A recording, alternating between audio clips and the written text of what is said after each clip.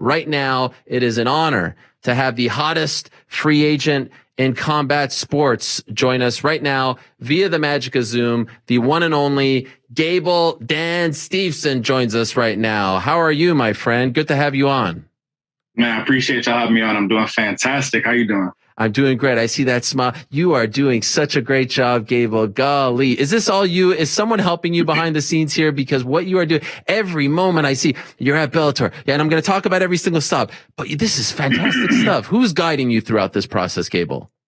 I'm guiding myself. I decided to take it in my own hands to go out there and meet these people myself. And like you said, it puts a smile on my face and it puts a smile on your face. And that's good. And I'm glad you're paying attention. Oh, I am paying attention. I love it. I love you playing them all like a fiddle. It's great. Let me ask you this.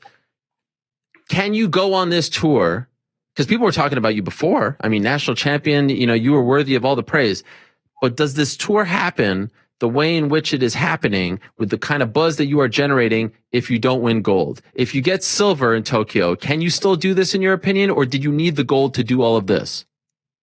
I feel like in my own minds, I needed that gold medal. That gold medal opened the world to me. It opened the world for me to see, and I feel like a silver medal is still a great accomplishment, but people respect that gold medal. Guys still talk about Kurt Angle winning a gold medal with a broken neck. And so that moment of me in that 13 seconds from silver to gold was game changing for me. Leading into the Olympics, you have guys like DC, Daniel Cormier, and Chael Sonnen. They're all talking you up. They're all huge wrestling guys, but they're all saying this is the next big thing, not only in pro wrestling, but in fighting, etc. There's pressure going into the Olympics. If you're Joe Schmo from Kazakhstan, let alone you and everyone talking about you, did you feel an immense amount of pressure in Tokyo because of all the hype surrounding you and because of what people were saying could come next if you do win gold? Yeah, a lot of pressure came about with that. Like you mentioned, there's guys like DC Jones and so many other people reaching out and posting tweets that Gable's gonna tech fall his way through the Olympic Games, and the pressure was there. Am I used to it? Yes. Have I been in spots like that before? Of course. And so being able to take their words and make them a reality, and me winning that gold medal, it skyrocketed through. But the pressure was there. But pressure makes diamonds, and so that's how I think of it. Do you have any recollection? I'm sure you've been asked this before, but I'm dying to know. You mentioned those 13 seconds. It looked insurmountable. I mean, what were you down? 5 points at that point, right? I was on 3. 3 points. Okay. Insurmountable stuff. What are you thinking in that moment? Like, did you think, obviously you didn't think it was over because you pulled it off. Are you like, what is it? Do you have any recollection what is going on in your head? I mean, this is one of the all-time great finishes. And I'll be honest, I'm no wrestling historian. I haven't followed it as much as I do MMA, of course, but that was special. And I saw people who I respect very much tell me, I mean, DC's calling me like a kid in a candy store. Like, did you see what he just did? It's freaking 7 a.m. over here in the States. He's freaking out. What is going on in your mind? Do you have any recollection? Going on through that match was just like emotional roller coaster. I was winning 4-0, then all of a sudden I'm losing 8-5 with 13 seconds left. And so that last 13 seconds was probably just straight heart. It was do or die. 3 weeks in Tokyo, I can't leave with a second place. I need to leave with a gold medal. It was just straight pure heart, and me realizing that he was hurting at the end of the match too. And so, every time we talk about smelling blood in the middle of a fire, middle of a match, and that means like, if a shark smells blood, that means someone's near and he's at his breaking point. And I smelled the blood right there. And I knew that at that point, just don't give up and secure these last 2 takedowns, because the first one he gave up really easy and I sensed it and I smelled the blood. And right after that, I went straight for the last one and 0.2 seconds left, scored a gold medal. Perhaps you didn't want to script it this way, but this only just adds to the buzz, right? It adds to the great story of Gable Steveson. Like it just was so perfect. If someone was scripting this, say a pro wrestling company, they couldn't have scripted it any better. Maybe you're doing it with a broken neck, but no one wants you to have a broken neck. So this was just perfect for you. And so I'm wondering, you mentioned those 3 weeks in Tokyo. Mentally, how straining was it? Because I know they had you guys under pretty strict rules. How difficult was it to not really get to experience the Olympics because of COVID?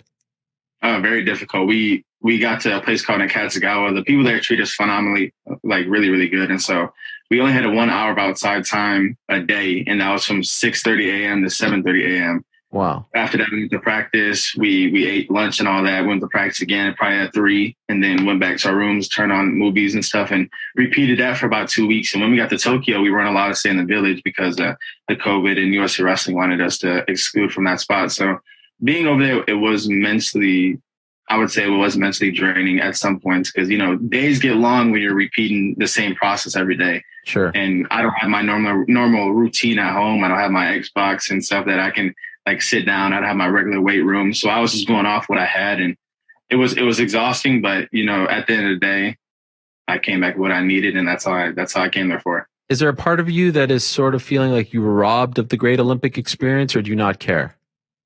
I don't really care. I feel like my great experience was winning the gold medal coming back. That's what I went there for, and that's all I needed. At what point, how old are you, Gable, when you are starting to think of these plans? Like, oh, I'm going to go to college, D1, I'm going to win a national championship, I'm going to get an Olympic gold, I'm going to go. Like, when did you start putting together this blueprint? I started putting that blueprint together probably going into college. You know, I won 4 state titles in high school, but when you get to college, that all changed because you're wrestling grown men. At the heavyweight stage, guys are really old. They're matured quicker. So when I got to college, I made like the goals of winning 4 national titles, and obviously I only have 1 at this point because COVID, and I lost my freshman year. So being able to readjust after losing and having that learning experience, and then coming to 2020, COVID canceled our year. In 2021, I was really focused on national title, Hodge Trophy, and gold medal. That's all I wanted, and I dedicated everything I did. Like every day, I woke up and I was locked in. I need a gold medal. I need a national title, and it was just built in me that I had to do it. And I knew when I did it, my life would change forever. And now we're here, and I'm on your show, and my life has now changed forever.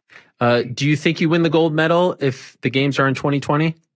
No, you don't. That year really blessed me and a lot because I was able to grow as a person. I was able to grow maturely and being able to sit out a whole year because COVID, and just going in the weight room and just relocking in because we had nothing else to do. That's all I did every day, every morning, wrestled. That's all I did. And so I reconstructed myself to mentally lock myself in to have that phenomenal run that I had this year. And it played out really well. Wow. I appreciate that honesty. I don't think a lot of people would say that. And so when you're a kid, are you growing up, like, did you watch MMA? Did you watch pro wrestling? Did you watch boxing? Were you a combat sports fan, or were you maybe just a wrestling fan? Oh, everything. I watched everything. Got to. Well, I don't know. I mean, some people are just locked in. Like, which is your favorite? Outside of amateur, collegiate wrestling, all that Olympic wrestling, which of the combat sports was your favorite growing up?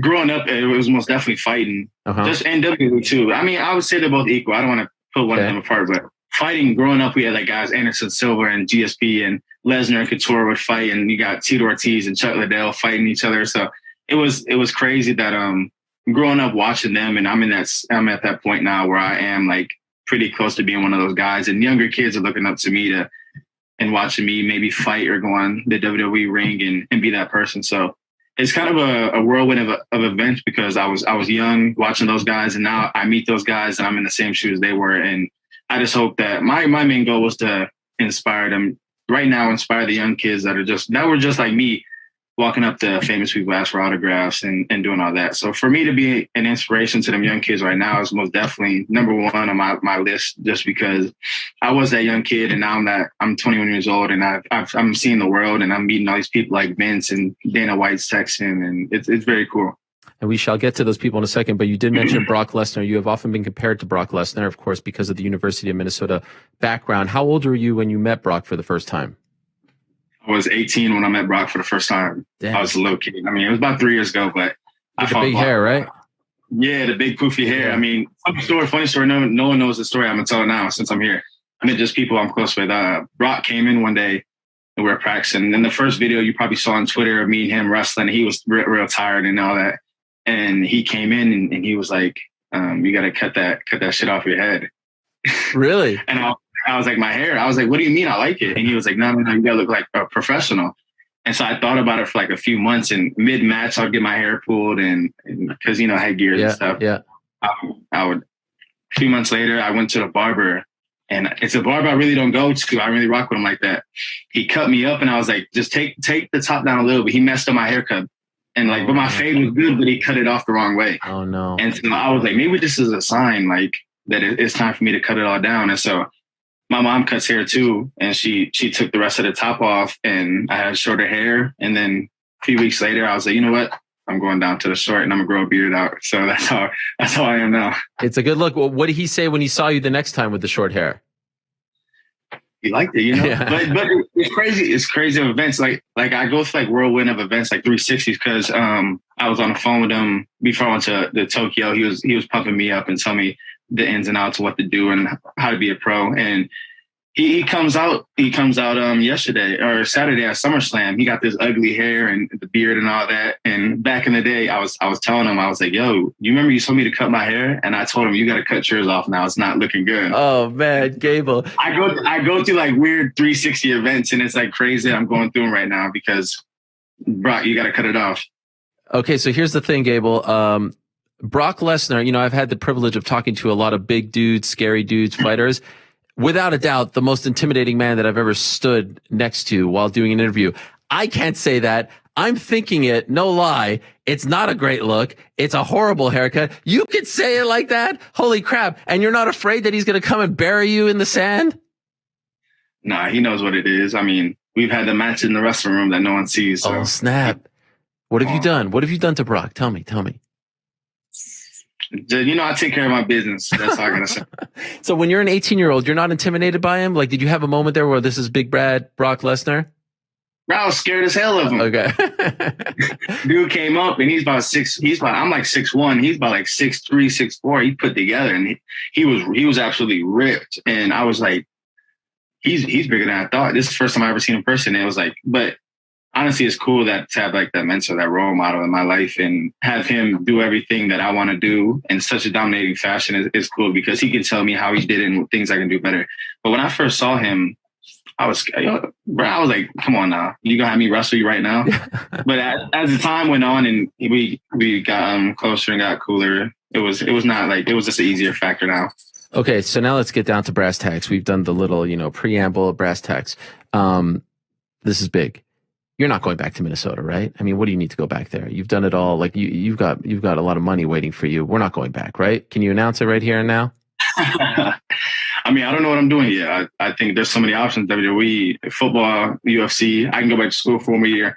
That's what you've been telling to everyone, like that jabroni Patrick McAfee. Let's get down to brass tacks. There is no chance you're going back to Minnesota. Why in the world would you go back? You got your national championship. You got your gold. What do you have to prove there? I have nothing to prove. The only thing I got to prove is I can win the national tournament again and prove that I'm the baddest NCAA heavyweight that's ever walked through. Okay, fair enough. That is a good thing to prove. Okay, name and likeness changes things, right? NIL, you signed with Dave Martin. Now you can get paid, right? So probably 5 years ago, it's less of an option. Now a little more of an option because you could get paid to a degree, correct? Most definitely. It's a great thing that bill and NCAA passed it. And Dave is a great guy. He's turning up. He's doing his thing for me. So I appreciate his efforts, and he's amazing. And he came to Vegas and WWE, and we hit it off. And so he's a great dude. I'm happy he's in my corner. Okay, so now let's talk about WWE. You're there at SummerSlam. Well, actually, first, you're at Bellator on Friday. I mean, you're making the rounds. You're showing up. It's great. I love everything about this. Then you're at SummerSlam in Vegas on Saturday, and then you're in the locker room with the big bad man himself, Vinnie Mac. There's the picture, the face. I think we have the picture, your smile. Look at that picture. I mean, look at that. Thumbs up, Vinnie Mac. What was that? Was that your first time meeting Vince McMahon? First time ever. What was it like? Tell us. What was it like? It was simple. We just sat down and had an easygoing conversation. You know how it goes. Just said hey and got in and out. That's all. Did you talk business? What did you guys talk about? Like I said, you know how it goes. That's what I'm saying. I feel. Now, you know how it goes. And I see you with all the guys backstage and everything. I mean, did they give you the red carpet treatment? Did they welcome you with open arms?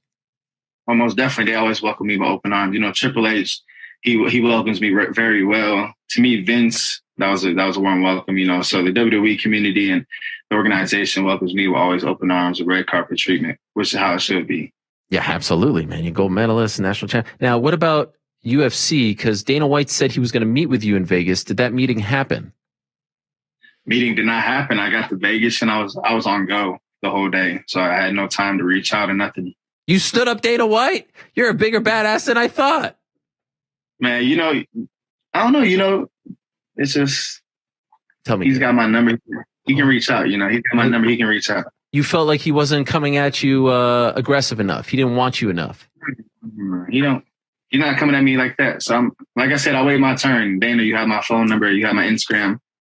I don't run to people, I do my job. I wrestle. I win championships. I put on for the university. I put on for USA.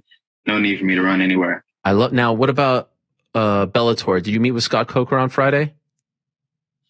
No, Was he there? He wasn't there?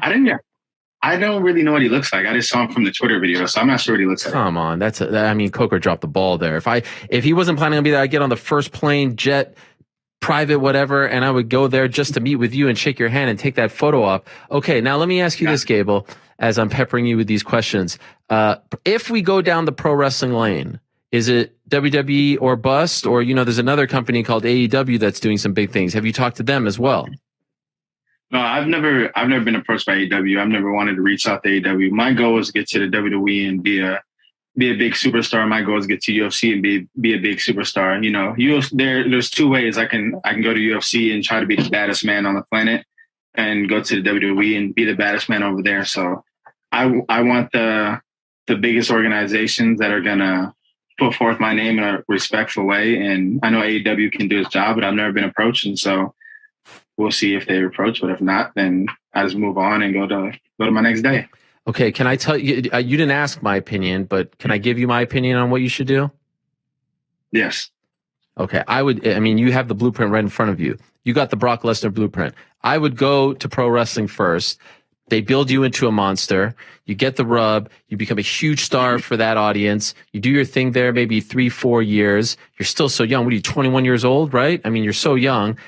During that time, you're doing your training, you're testing out, the different gyms, coaches, you're finding your footing in the world of mixed martial arts. 3-4 years, you jump over, like Brock Lesnar did, you get right in there with big fights against big names, and then you win that championship, and now you're a national champion, you're a WWE champion, you're a UFC champion, like your predecessor, Brock Lesnar. What do you think of that? So you go down WWE first, and then you make a hard right to UFC. I think that could be a good idea. That could be a pathway I could take. The Brock Lesnar blueprint and pathway has worked out for him very well, I think. And who knows? Like I said, the decision may come here soon, or I may make y'all wait a little longer. I don't know yet. I actually was talking to Bobby Lashley, the WWE champion, about you on Friday. He said if he were you, hitch your wagon to Paul Heyman, let him build you up, do that sort of thing. I know you don't want to be completely in Brock's shadow and do the exact same thing all over again, but Heyman has success in doing that. Do you have a relationship with Heyman? Because I've seen him tweet about you and promote you as well. What's your relationship like with Mr. Heyman? I've been knowing Paul since I was probably junior high school. That's when we first messaged and stuff like that. So I've known him for some years now.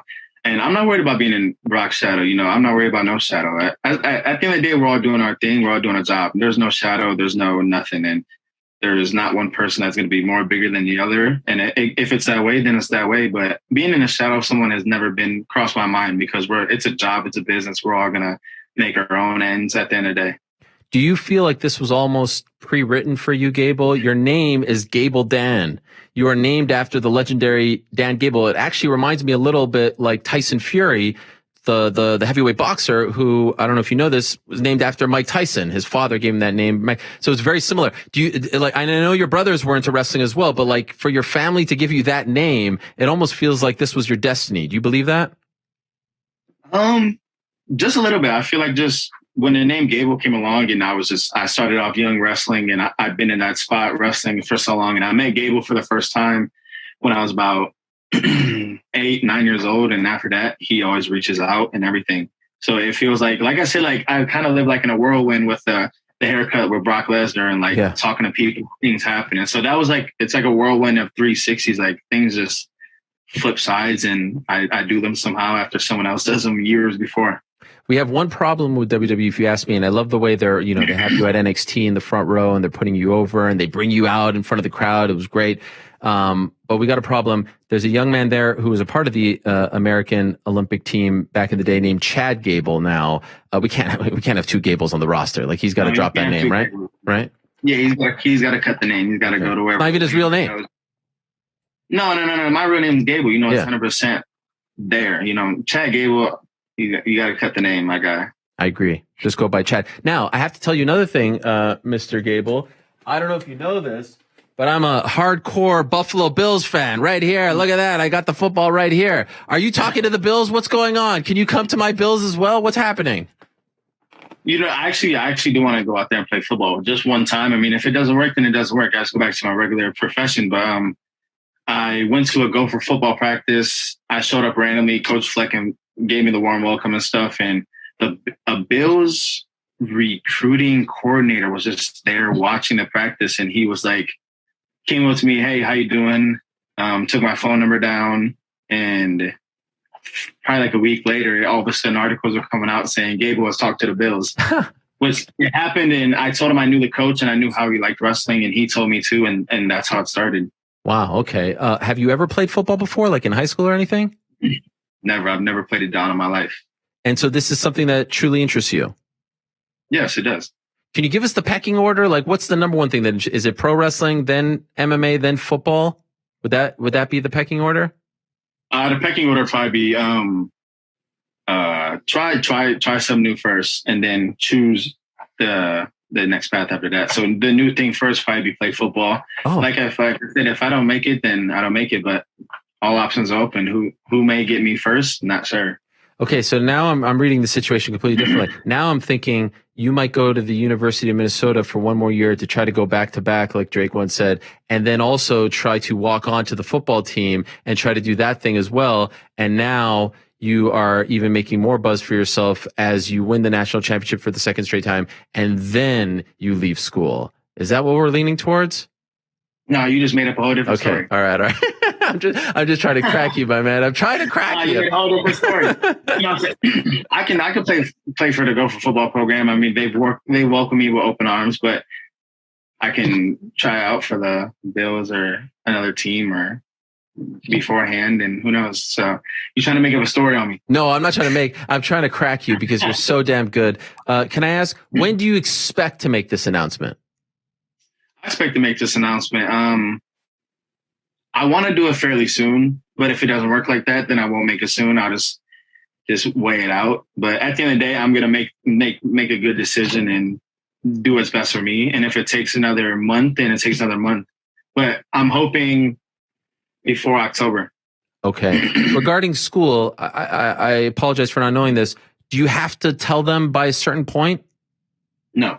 Okay. I can attend school and not tell them that I'm going to wrestle or anything. So who knows? Gotcha. And in your mind, I know you're not going to tell us, but in your mind right now, do you have the answer? Yeah. Oh, you know? Oh, I know. It's done. No, it's not 100% done. I'll say it's about 60% done. Like I said, I'm weighing all options in. But in your mind, you have a path. Like if someone came to you privately, your mom is like, "What's up, Gabe? What are we doing?" You know what you want. You know where you're going. It just has to all come to fruition. You've already made that decision, sort of. Most definitely. Man, Gable, you're so good at this. I don't know. This is just amazing. You're playing us all. I can't. I'm trying to tell you, but I can't. Are you trying to tell me? Did I miss a couple clues? Might have. Damn. Say? Rewind this and play it again after. I think WWE. I mean, that smile. Vinnie Mac doesn't smile with people like that. He doesn't smile with people. We look good in that picture. You did look great. Picture did a lot of publicity on Instagram and Twitter. It did, and you held the belt as well. Well, definitely. You know, the belt's heavy. Did they give you that? Did they give it to you like as a gift, or was it just for a photo op? It was just for a photo op. Okay. And by the way, what was it like when you walked out? 50,000 people. What was that like? Oh, it was loud. It was crazy. It felt like I should be there. I felt like it was my calling, but I could walk out from that 50,000 at the UFC rank next week. You never know. That's right. And did you know Brock was coming back? He told you, right? Nope. He didn't tell you. Really? You were shocked. I was up in the suite like, oh man, it was crazy. Like I was up in the suite like baffled to the fullest. And like I normally don't get baffled, and like when he came out, I was like, there is no way. This is amazing. Well, I would love the storyline of the young Gable going up against Big Bad Brock, shaving his head off, telling him he looks like, a crazy man with that hair. You're doing such great work. I will leave you alone, Gable. Congratulations on all your success. Congratulations on what you're doing, how you're playing this. It actually reminds me a little bit of Kurt Angle back in the day. I think you were too young to remember that, but he did a similar thing where he was kind of playing the field, and he showed up in ECW and WWF at the time. I just love it, and I hope you get paid, my man. I hope you get paid and then some, whether it's NIL stuff with Minnesota, whether it's WWE, UFC. I just hope you get the world and then some. So again, congrats. Thank you for the time. And I can't wait to see what you do. And if you want, hey, by the way, if you want to come on the show and make the announcement here with the hats or something like that, the floor is yours, my friend. Anytime, mi casa, su casa. I appreciate it. Yeah, thank you for having me, Olive. All right. There he is. Gable Steveson. Good luck to him. One of the hottest names. If you're not following what this man is doing on social media, if you are not following how he is just pretty much playing everyone, it's a beautiful thing.